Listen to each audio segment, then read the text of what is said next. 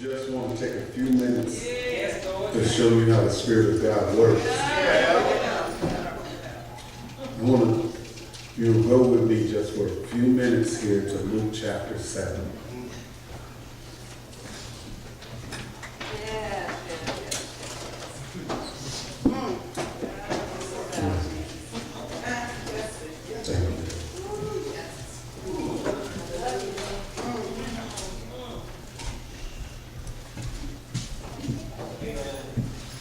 Luke chapter 7.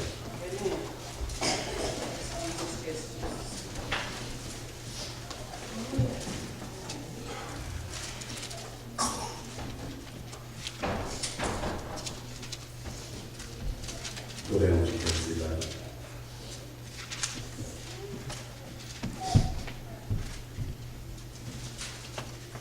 Luke chapter 11.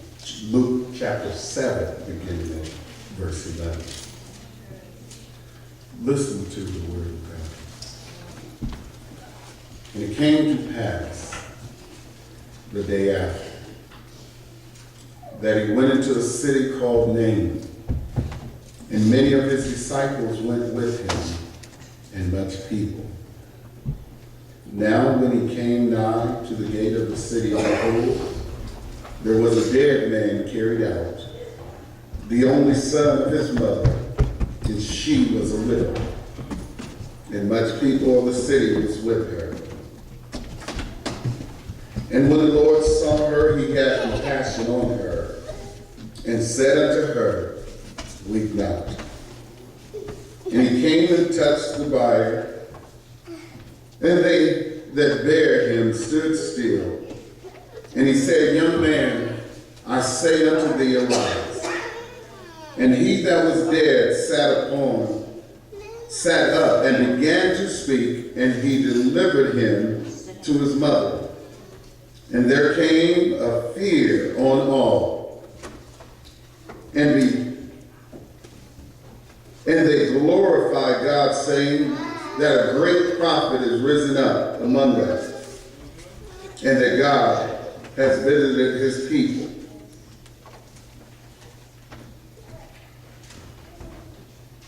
And this rumor of him went forth throughout all Judea and throughout all the region round about. I just want to take a few minutes. As you heard and you felt the Spirit moving, as the choir sang about a brighter day, and the choir talked about the sun is going to shine, I want to talk to you just briefly in this fleeting hour from the subject and the testimony. He touched me. Brothers and sisters, there is a song that was written by Bill Gaither in 1963 entitled, He Touched Me. Such a powerful song it was.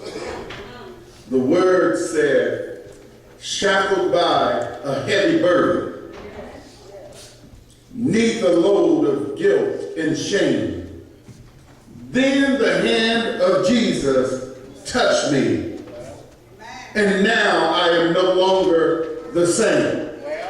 And you know the chorus. He touched me. Oh, he touched me. And oh, my soul.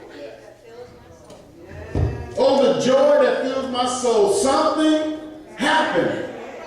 And now I know he touched me and made me whole.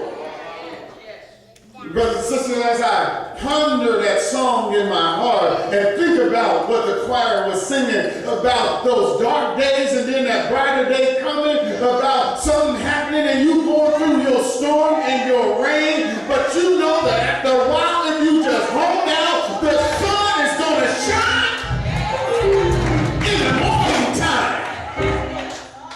And look at this situation here. We have a mother who was a widow. And being that she was a widow, the responsibility to take care of an older mother fell on the family, and usually it was the firstborn son. The Bible tells us not only was this young man a firstborn son, but it tells us that he was the only son. So that may not mean anything to many of you, but when you begin to understand and investigate the culture within this time, the man took care of the family, the woman took care of the house. So this widow, she was in a financial situation where she was totally dependent on her son for her need and her care. And yet and still the Bible tells us not only is the man sick, he wasn't sick, he was dead. So we have a widow here. She lost her husband. Now she lost her son. And here she is not knowing which way she's going to turn. I come to let somebody know that this life is not fair. You need to understand that this life is not fair. Why? Because God is not fair.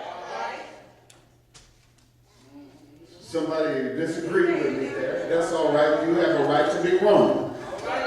The Bible never tells us that God is fair. It tells us that God is just.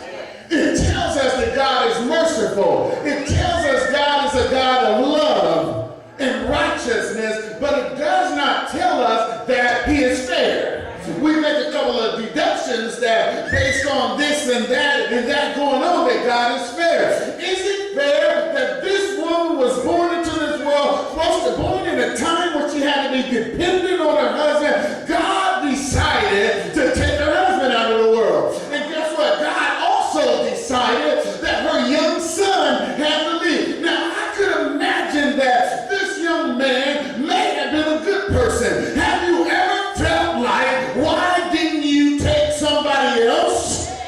Oh, maybe I'm the only one that felt like that. But have you ever lost a loved one and said, God, I see all these other rascals running around here, and you took this person, and they were a good person. They served you, Lord, and yet you took them anyhow.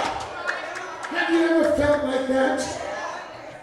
Could you imagine how this mother felt when they processioning through this little small town? Guess what, church? Nobody had ever heard of Nain. It had never been mentioned before in the Bible. But all of a sudden, this mother has a deadly situation, and the Bible comes to tell us in Luke chapter 7 and verse 11 that now the day after, Jesus goes through the city called Nain.